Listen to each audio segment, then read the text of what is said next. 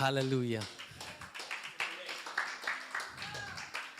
I know that you guys are my family here in front of me. So we're not preaching to the world today. I'm going to preach in English because we also have our beloved dear sister Shilpa back there. And it would be cool if she could also receive. And all of you speak English, so. But she doesn't speak Maltese. And it's easier for me to speak in English. That was just an excuse. Thank you, Lord. I'm just being honest. But also, it's true. I do want her to understand. So, I would like to start in prayer. And I don't want this to be just me, because you guys are a family here today. So I would like us to pray together and just do this as a family. Because what I want to share to you is family stuff. If I had a different people in front of me, maybe God would have given me a different message, right? So Father, thank you for this beautiful family time that we have together. Lord God, thank you for the beautiful people that you've put in our lives. Each one of us so precious in your sight, Holy Spirit. Thank you for speaking to me such a tender, loving message for my beautiful brothers and sisters, that I can share my heart here today with my family, Lord. Thank you so much. Thank you for your church, Lord. Thank you for your body. Thank you for your sons and your daughters.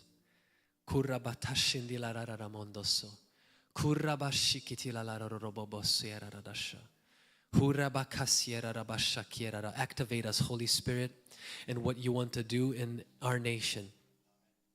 Continue to lead us, Lord God, in humility, away from distractions. Continue to lead us, Lord God, in a surrendered life. In the pressing, Lord God, of that oil that you are getting out of our lives, Holy Spirit. I thank you for the oil that you are drawing out of each one of us, Lord.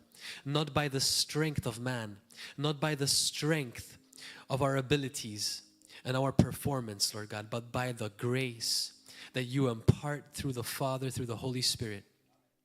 Holy Spirit, this conference is about you. Be the center of this conference.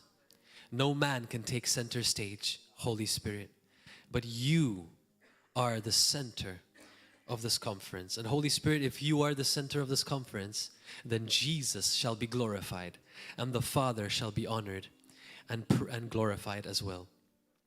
In Jesus' name, speak to us. Amen.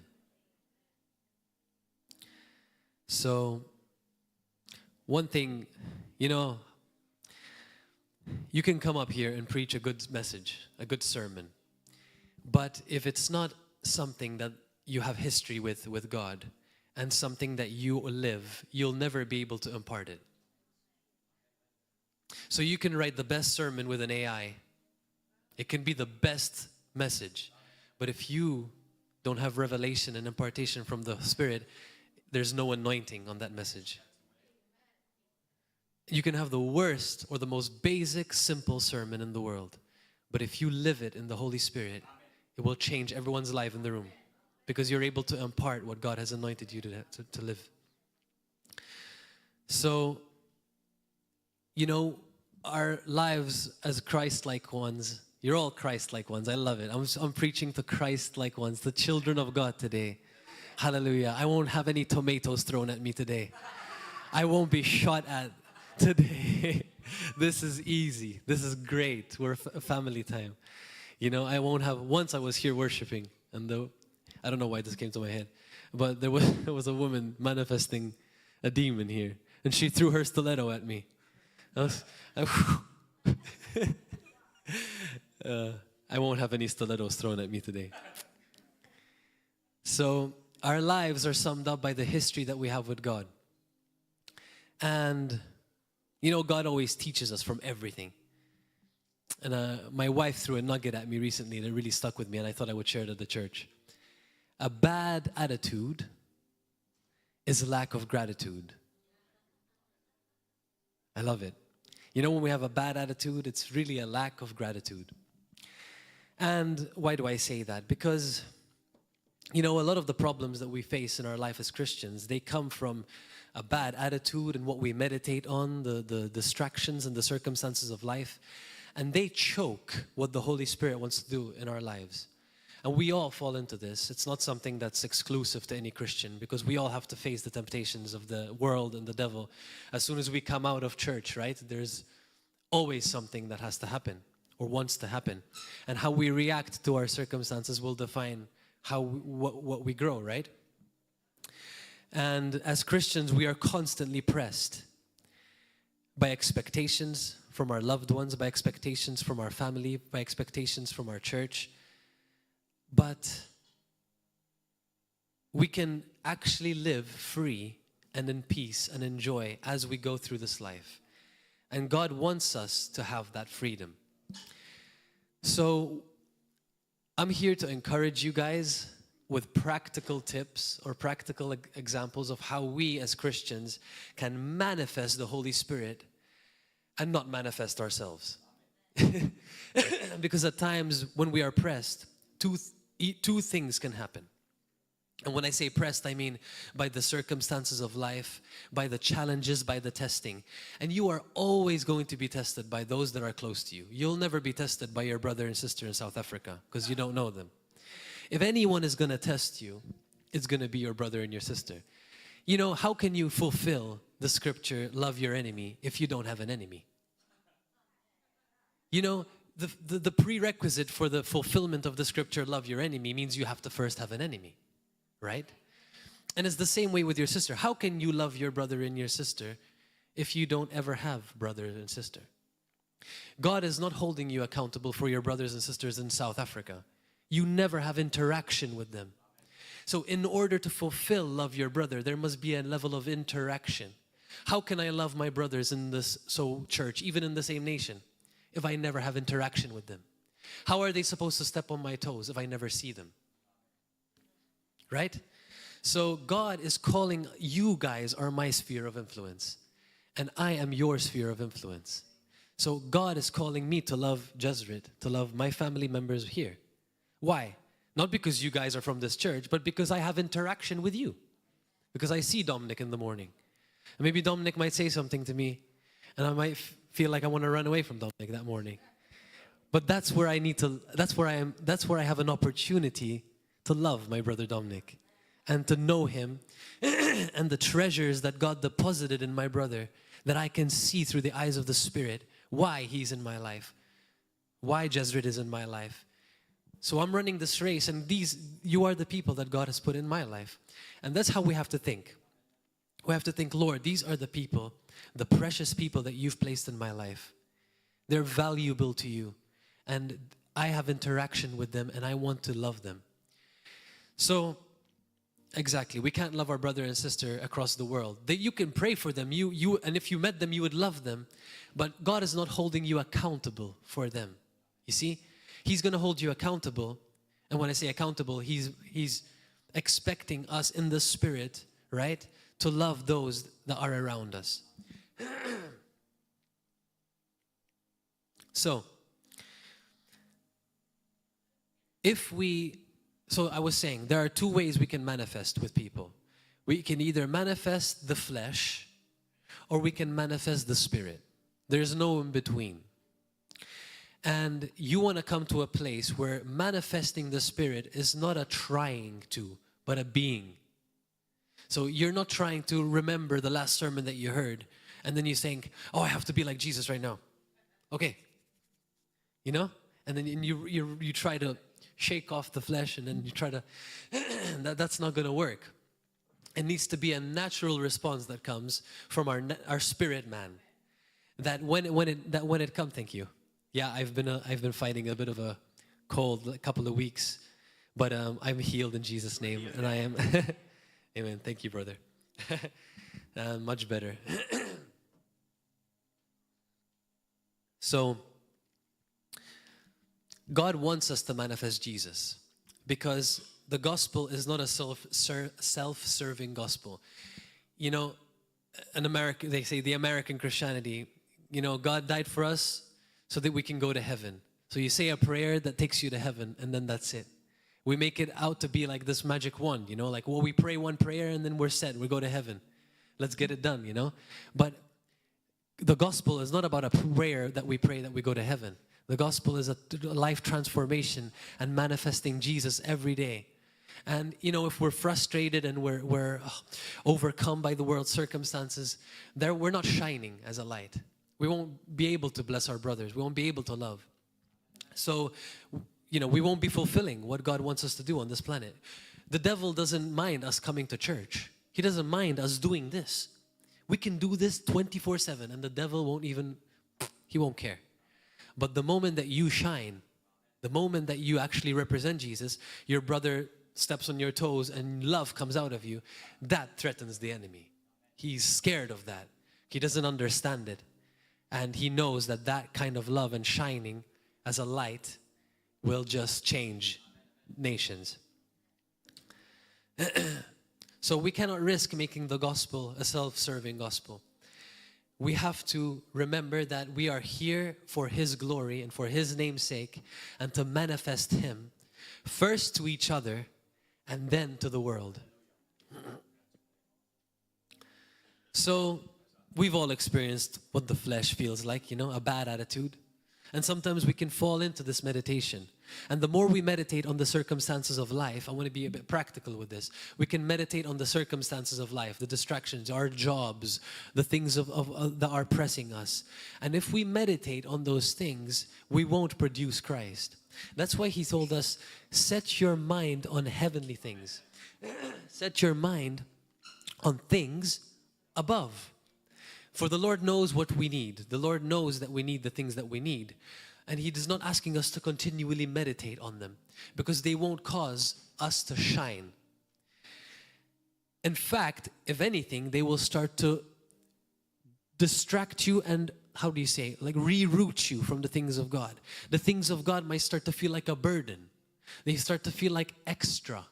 Like, oh, you know, I don't feel like doing the things of God, right? Because I'm so busy with my project right now. I'm so busy with this agenda. I'm so busy. I'm busy with my garage. I'm busy with my car. I'm busy.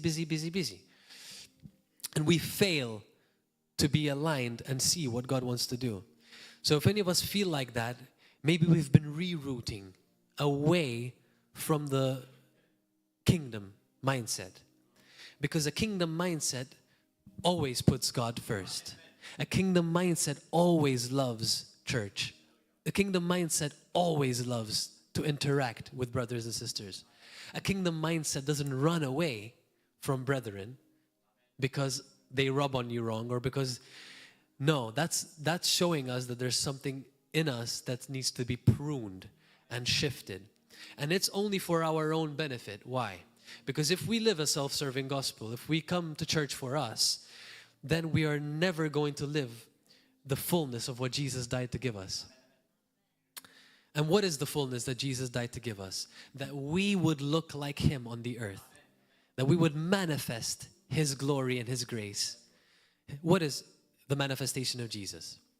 The characteristics of Jesus are mercy, compassion, sweet, He's kind. He tells you the truth even when it hurts. He's not afraid to speak in love. He's bold. He's courageous. His mercy offends religion. It is beyond the ways of the world. And we are called to be like that. That when someone says stone him, you say, which one of us has not sinned? Grace. And that's another thing, you know. I can understand we all get blinded sometimes, but it's important that humility leads us always back to the gospel and to the truth and mercy. So if our brother and sister wrongs us, we are not quick to judge them, but we are always the ones to defend them first. We're always the ones to say, well, you know, maybe they were having a hard season. Maybe they've been going through a tough time, you know? You don't know what they've been going through in that particular week. So remember, with the same measure that we use on others, that we'll see measured back onto us. So we all want mercy to be shown to us, right? And I heard this really good short, you can call it, that my wife sent me recently. And it really summed up the gospel in such a powerful way. And it said there was, I don't know, probably some of you maybe saw it. It said there was a king, and in his kingdom, someone had been stealing. Have you guys seen that? Someone had been stealing. Yeah? It was so good. It was about the gospel. And I want to draw something out of it. But for whoever who didn't hear it, it just said that there was a king and someone had been stealing from the kingdom. I'm really going to paraphrase it. And they were like, this was a heinous, evil act, and the person is going to be executed for their crime. And they did an investigation in the kingdom, and they found out that the person stealing from the kingdom was the king's daughter.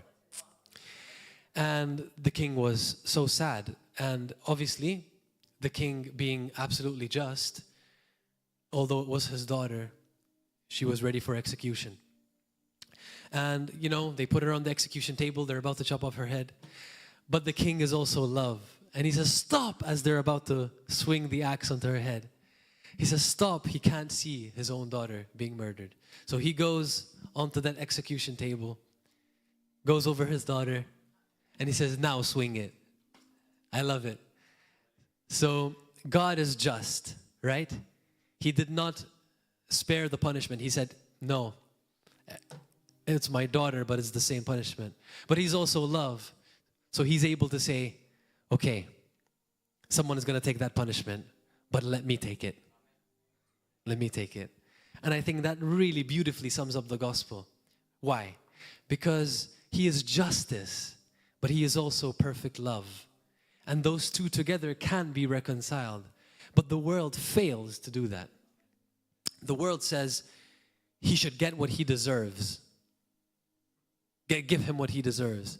Of course, in their ignorance and their lack of revelation, they don't understand that they're pointing at themselves, right? They cannot see that they're sinning. They're saying, give him what he deserves. You're basically saying, give me what I deserve. What do you deserve? You deserve death. You deserve punishment. So if in the one breath you're saying, give him what he deserves, how is God supposed to let you free? He's saying, please don't do that. Give him mercy so you yourself receive mercy. I cannot change that law. It is justice. And if I do it for you, I have to do it for her. I have to do it for each and every one of you. That's justice. That God cannot bend his rules. That's why the universalism doctrine that there is no hell and people won't go to hell is a fake gospel. It's an adulteration of the word of God. And people come up with those things because they don't understand how a loving God can send someone to hell.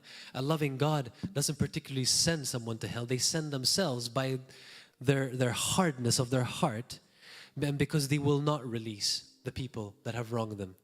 I don't know how much percentage, I'm not going to put a statistic on it, but I think most people are in hell because of unforgiveness, because they did not measure their brothers and sisters correctly or the people around them.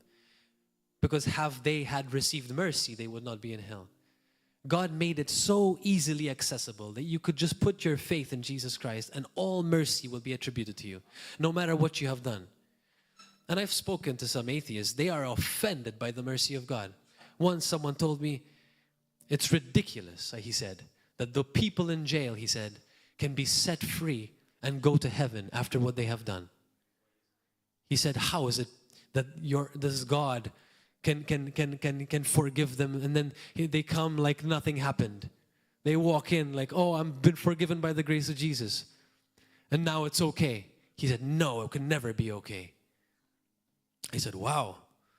Well, what about if you think of it from the mercy perspective? I told them maybe their father was abusive to them. And they did what they did because of the sins of their father. And maybe his father's father and father. And we can continue all the way to Adam. Where do we stop? Where do you cut the perpetual sin? Mercy. You say, and when someone receives that mercy, now the transformation happens. He couldn't understand that that person is no longer the same. In his mind, if that person committed this heinous act, they cannot change. That is who they are. See, we don't think like that. We think that is not who they are. That is what they did, And God sees them different. God sees them in the finished work of Christ, because God knows that when they repent, when they're transformed by this gospel, they will be a completely different story. But the world says, murderer, thief, adulterer, for your rest of your life. And then because they think like that, they cannot understand mercy. Well, there are many things the world cannot understand. I'm not going to get into that today. Because without Christ, you're in darkness. So, as believers, we should always preach and speak from a place of knowing Him, from a place of intimacy with the Father. Because that is what's going to impart grace to the hearers. That is what's going to impart Christ in us. And you know, many times we go through trials, we go through discouragements, and we maybe feel like, oh, Lord, why am I stuck in this place? Or why is this door not moving? You know, or why I feel like I want to go here, but it's just, I can't, you know? Or this is in the same bracket. It's like, oh, Lord, am I in the right place? Lord, am I in the right job? These are all questions that we ask.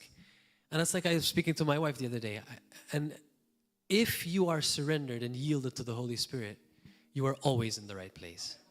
Because God's calling for your life is to manifest Him. It's not to become a praise and worship leader. It's not to become a pastor. It's not to do, you see what I mean? His calling is to manifest in whichever, wherever. So it doesn't matter if you're here, or I'm not saying that God doesn't send us or doesn't plant us, because that's where it answers the question. If you're yielded and surrendered to the Holy Spirit, you don't need to ask, God, am I in the right church? You are in the right church. If you're yielded and surrendered to Him. But if you have your own agenda, if you have your own ulterior motives, well, then you're not dead to yourself. You're not yielded to the Holy Spirit. And then you have to be careful, because then you have to die. Because then you can easily get carried away by your own ambition from wherever that can be. And this can happen in anything. It can happen in our jobs. Covetousness can drive you to ambition. You can, like it tells us in, let's read it together, in Luke 12:15. I'm going to read it in the Passion. In Luke 12:15, you guys could go there. I'll give you a few seconds. This is one example of how ambition can lead you astray. Speaking to the people, Jesus continued. He told us, this is Jesus' words. He said, be alert, be careful, and guard your heart. So we guard our hearts. From what? From greed and from always wishing for what you don't have. For your life can never be measured, or another translation, your life can never consist of. Consist of what? Be measured by what? The amount of things you possess. And Jesus then gave them this illustration. You know how Jesus always gives us an expansion of His words. He says, a wealthy landowner. Note, he was wealthy. He wasn't poor, wealthy. He had land. So he was a wealthy landowner. And this landowner had a farm, and it produced bumper crops. I believe that means a lot. Every year the harvest was so great, it filled his barns to overflowing. He thought, what should I do now that every barn is full and I have nowhere else to store more? I know what I'll do, the genius said in his mind. That's paraphrased by me. I'll tear down the barns and build one massive barn to hold all my grain and goods. Then I can just sit back, surrounded with comfort and ease. I'll enjoy life with no worries at all. God said to him, what a fool. You are to trust in your riches and not in me. This very night, the messengers of death will demand to take your life. Then who will all the wealth you have stored up for who will get all the wealth you have stored up for yourself? The same thing will happen to all those who fill up their lives with everything but God. With everything but God. So this is speaking to people who fill up their lives with everything but God. God calls us, that person, a fool. A fool. Why? If we go deep by the Holy Spirit into this scripture and zoom in, hone in on the specific context of ambition, this person, he's a wealthy landowner. He's storing up things for his life. He's not rich towards God. And he's thinking, well, I can sit back and relax and be at ease. His focus is not building the kingdom. His focus is not building God. His focus is not helping and being rich towards God. His focus is in his ambition, his agenda, his storing up, his strategy, his me, my world, my ease, my comfort. You see? A self-serving life. And if you live like that, you will never fulfill God's plan for your life. You will just be a fat, wealthy man with no inheritance. Because even what you have will be given to others. And you would have achieved absolutely nothing. And then obviously Jesus goes on to teach them about not worrying about their needs or letting anxiety enter their hearts. He said, don't worry about food. Don't worry about clothing. Because someone might say, but brother, don't we all need to dress? Don't we all need to eat? Don't we all need to store?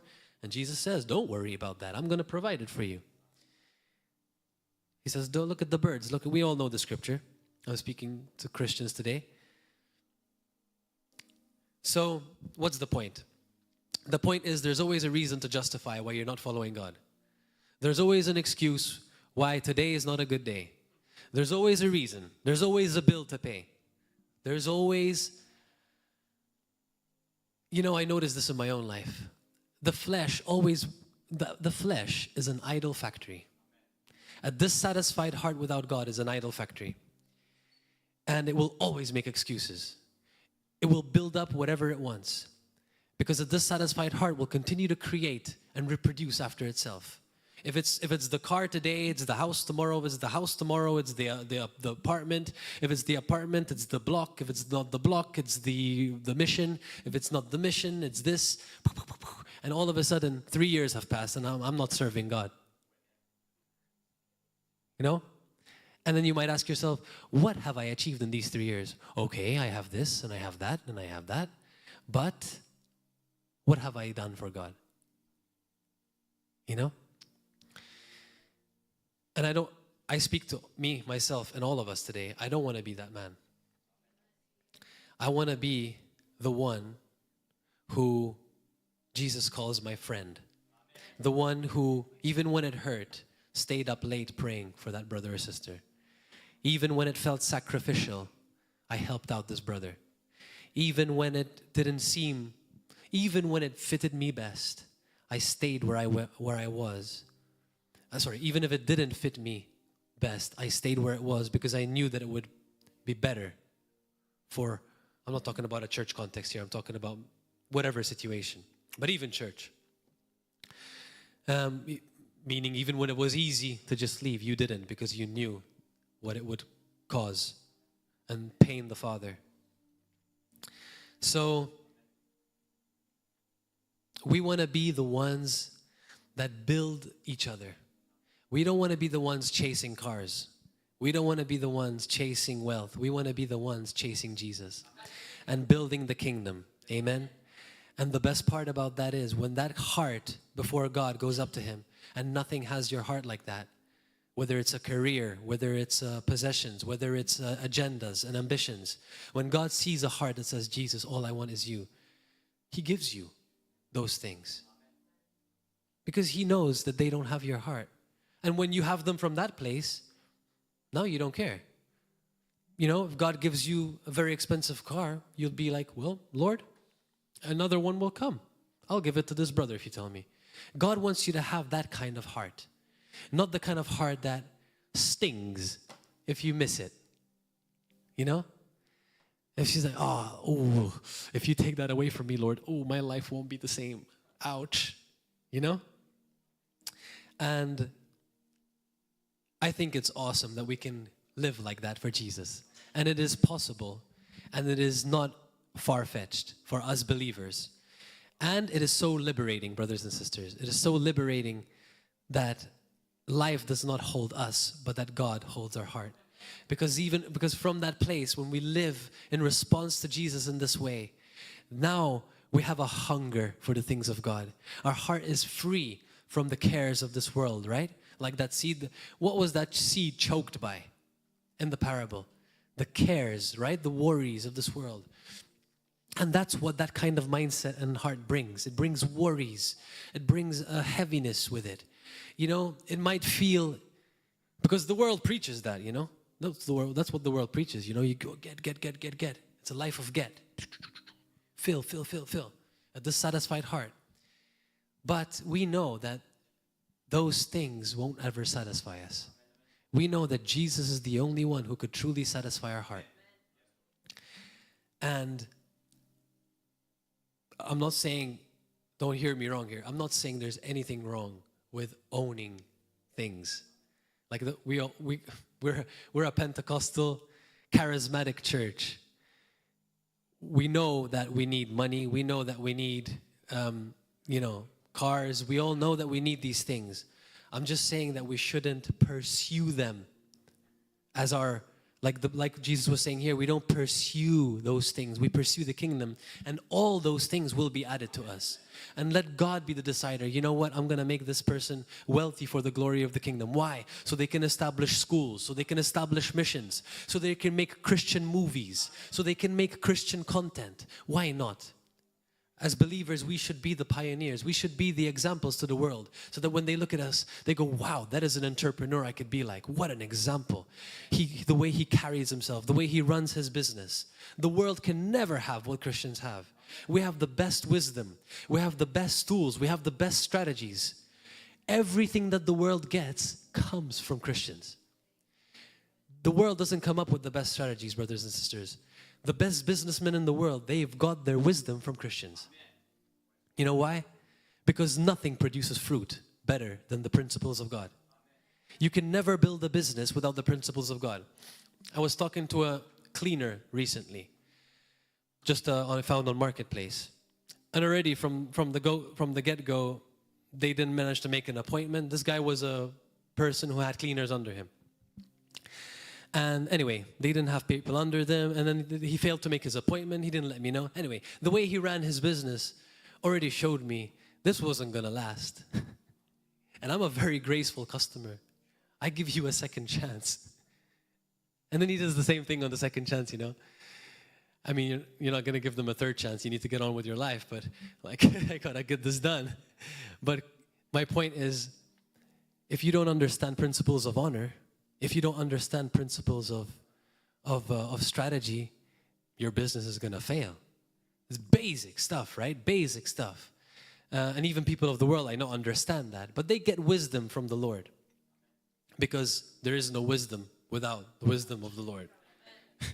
So, as Christians, we should be the ones to pioneer these things. If God called us to media, if God called us to influence in the hospitals, wherever God has called each and every one of us, that is our sphere of influence, and where we are manifesting Jesus. We are manifesting Him. So let's not get carried away with the submission. No, I don't mean submission like to submit. I mean the mission that is sub to the main mission. Meaning, if I work in the hospital, secondary mission. If I work in the hospital, that's not my life that I work in the hospital. No, that's not my life. That is where my sphere of influence is, part of it, and this is where I get to manifest Jesus. This is where I get to be an example to these people today. This is where I get to allow them to taste the goodness of God. This is the point of contact from heaven meeting earth at this hospital. I am that point of contact for the Holy Spirit. So that's your mission, your main mission. Wherever you are, whether you're in the music industry, whether you are a housewife, it doesn't matter. Because our main mission is not what we do, it's who we are. Our main mission is to be like Jesus. That's why you can never take on your ministry. If we're a praise and worship leaders, we never become our ministry. Why? Because that is not who we are. That is just what we do. who we are is sons that have the same nature, divine nature of God, and we get to reflect. So when people look at us, they're literally looking at Jesus. My wife reminded me of that the other day. I forgot what we were talking about. I was like, yeah. I mean, we hear it plenty of times, but sometimes it strikes you different. It's like, so something about demons, like trembling at Jesus, and then it's like, that's how demons see you. It's like, well, oh yes, of course. It's true. It's like we think like, sometimes I know we try to meditate these things, but sometimes we forget. Like when demons see us, it's like they're looking at Jesus. Imagine, from the least in the kingdom, it's like they're looking at Jesus Christ. So when you're looking at your brother or sister, you're looking at Jesus. That's why we have to value them so highly. Demons are trembling at your brother and sister, and then we're like, pah. You know, it's like, whoa, you know. They are like Christ. They're the body of Christ, yeah, and Jesus lives in them. It's powerful. And if we look at brothers and sisters in this way, we will value them because we're seeing, wow, Jesus abides and lives in this person. So demons tremble at each and every one of you guys. So we're called to see ourselves like that. You know, the pastor is teaching theology of righteousness right now. I'm so happy with that course because that message was the message that changed my life many years ago. The theology of righteousness is basically everything in our Christian walk. Without it, you'll end up like I'm not going to mention denominations, but yes, you'll end up like a religion because you're constantly thinking that you're a sinner, constantly thinking that God is upset with you, constantly thinking that you need to perform, and you'll never reproduce Christ because a man thinks, so is he. So, yeah, and that mindset comes from a religious mindset that doesn't understand that you've been made holy. You guys have heard me preach this many times. We've been made holy by His blood. And if we go to Ephesians, you guys could go with me there to Ephesians. Oh, I should know that. I'm not going to declare that I'm bad at remembering scriptures, but Lord, help me remember scriptures better. Amen. So let's go to Ephesians together. Let's start Ephesians 1. I'm going to find it because it's somewhere there.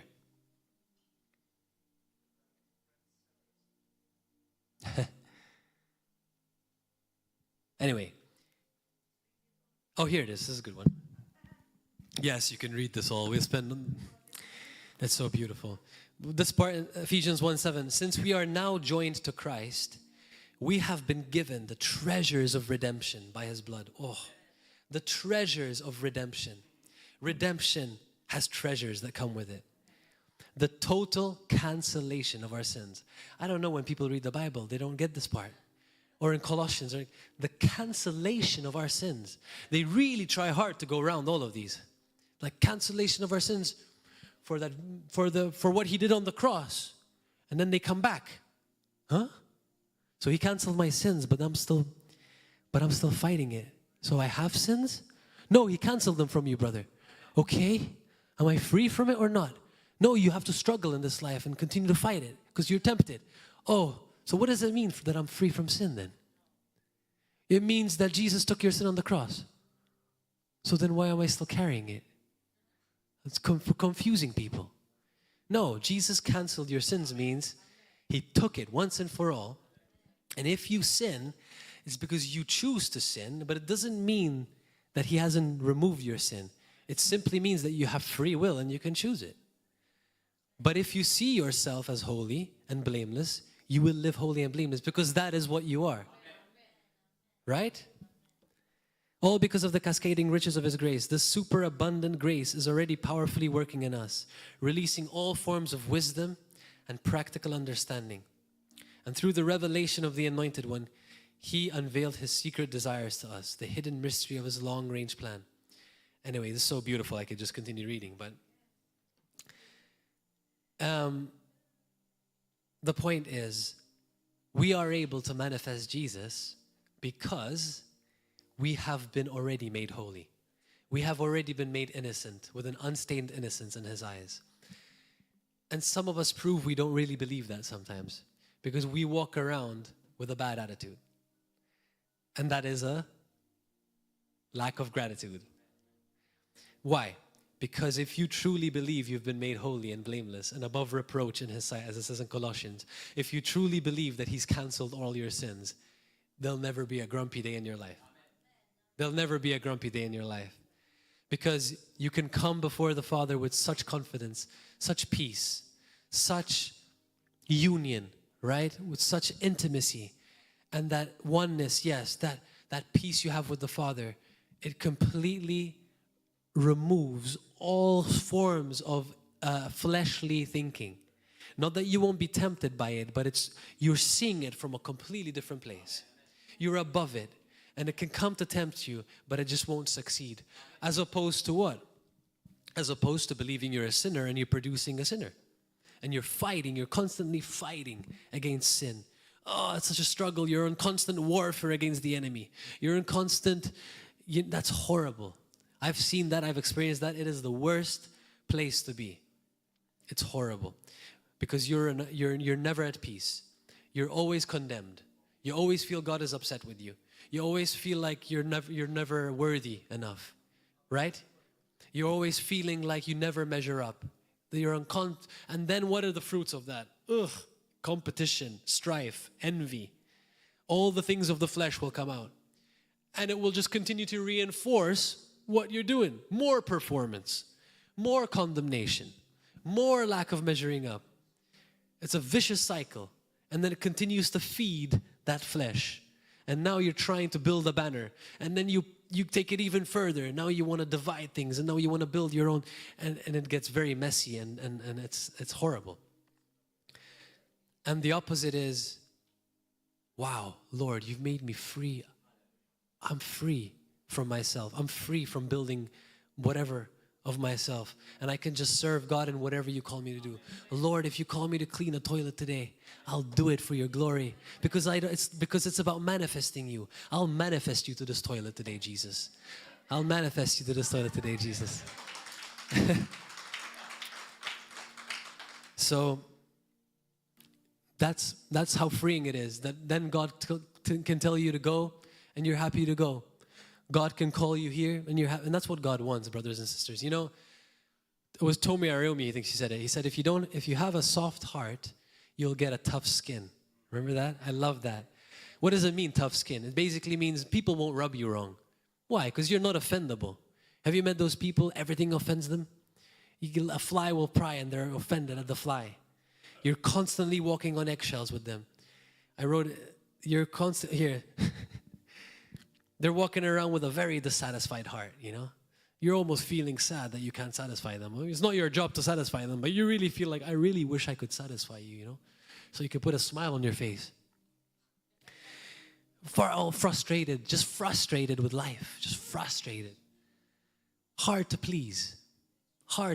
You can make anything, just super hard to please. Always an attitude.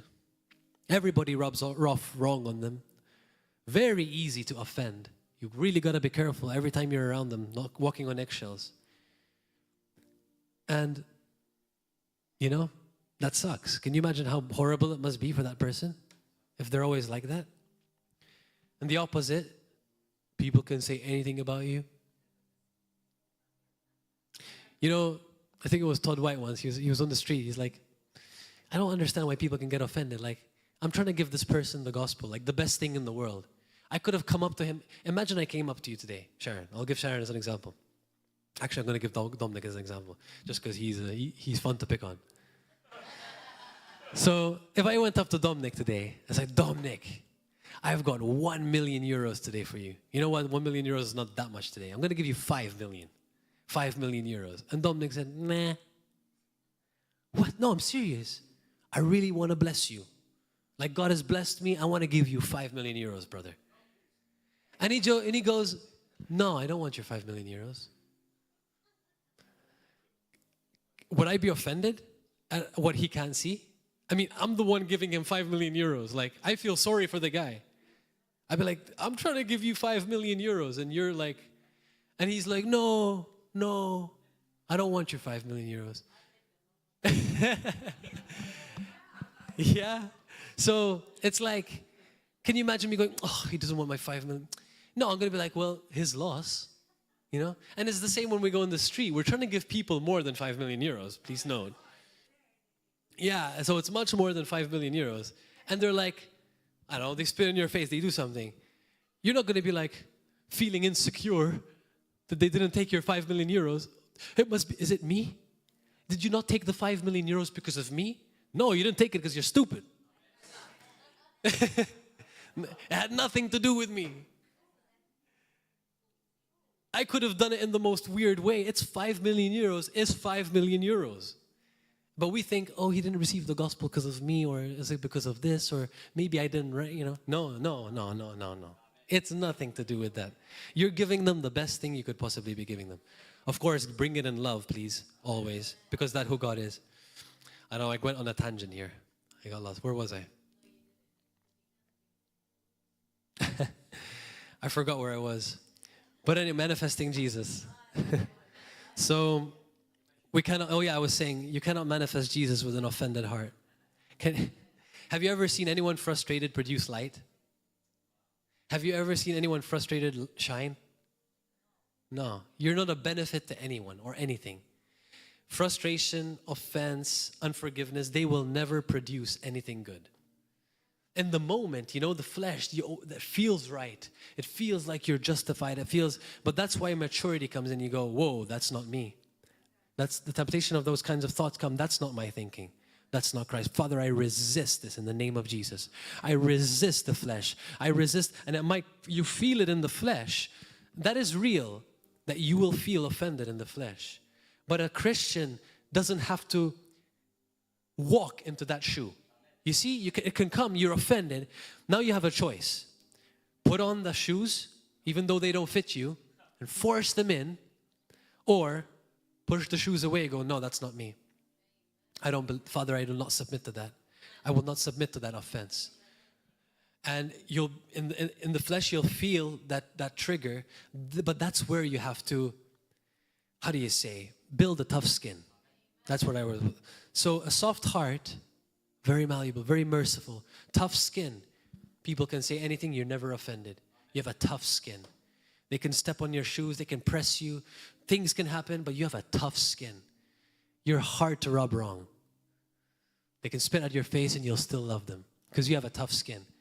And the example I gave you, the offended guy, frustrated, he's got a hard heart and a soft skin.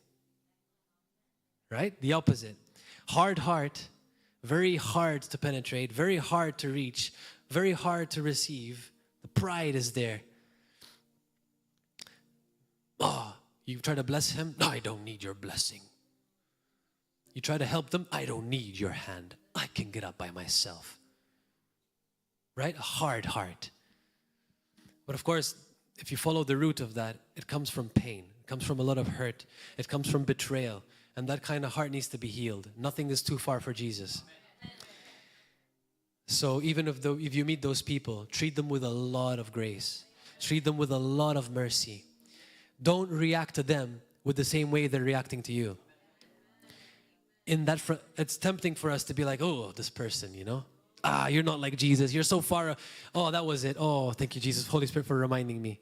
Me and my wife were talking about this the other day. It doesn't take a very spiritual person, especially us Christians, to see something wrong with a brother or sister. It really doesn't. We continue to grow, right? Even sometimes in ourselves. As we mature in Christ, we become very, very critical of ourselves. You guys notice. You might say something wrong, but like, Jesus, did I say that wrong to that person? You become so sensitive to the Holy Spirit as you mature that you're always measuring yourself. Not in a performance way, but in a way like, oh, your conscience, like, oh Lord, did I say that right to that person? Why? Because you don't want to hurt anyone, right? So as we mature in the Holy Spirit, you're always growing in sensitivity, always refining, always refining. So, oh, help me, Lord. I'm not even 40 yet. Wait, I forget. Yeah, we were about what were me and my wife talking about?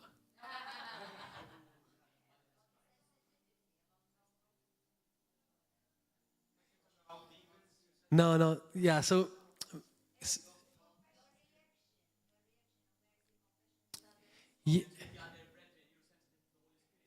yes.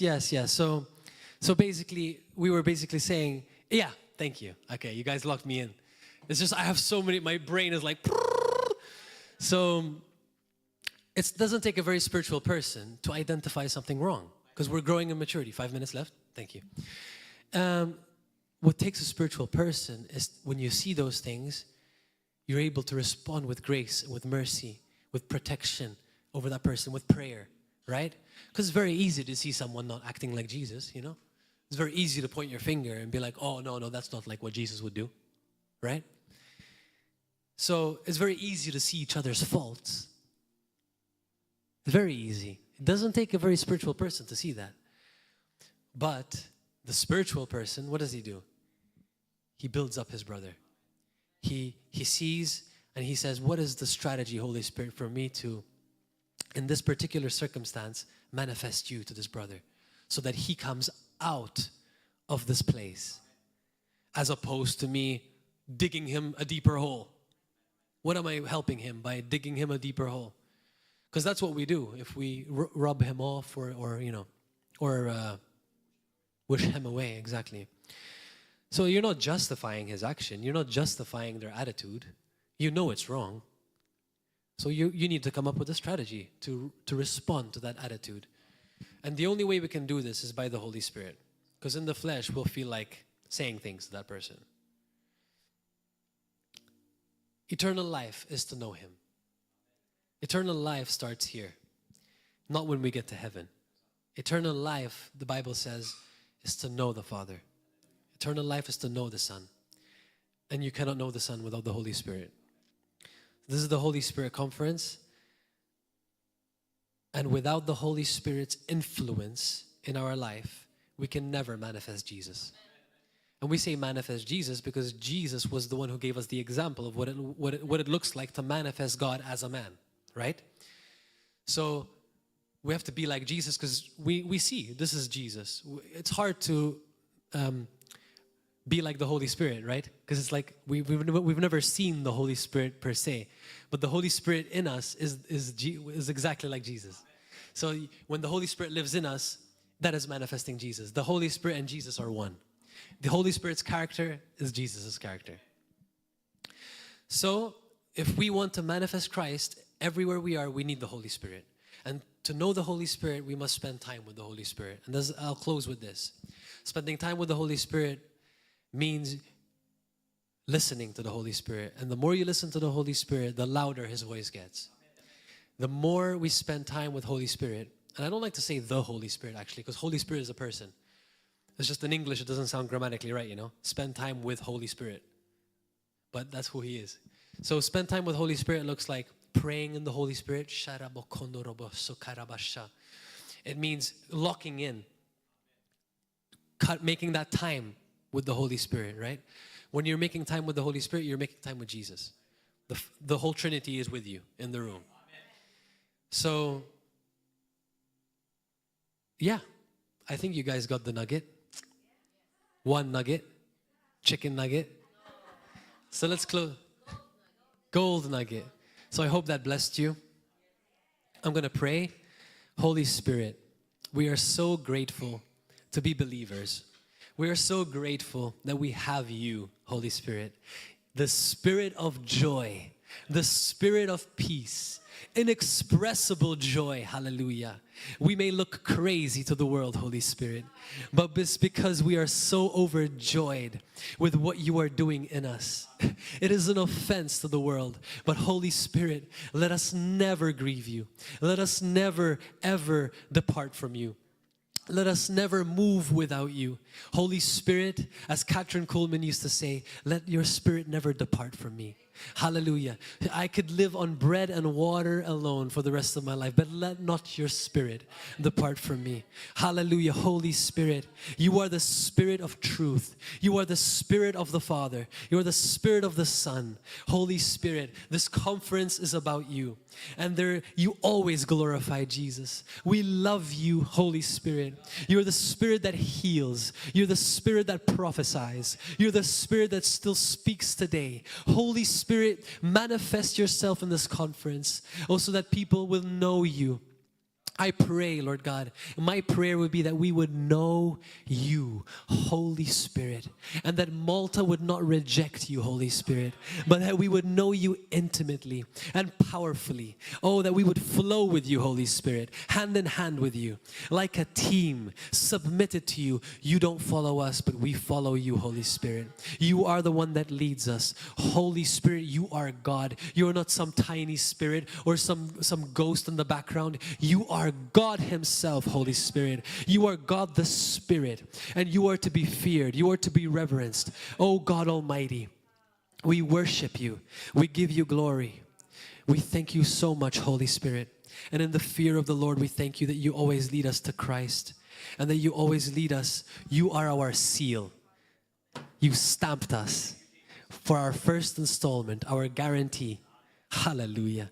And we will spend the rest of eternity in the peace and the joy of the Holy Spirit.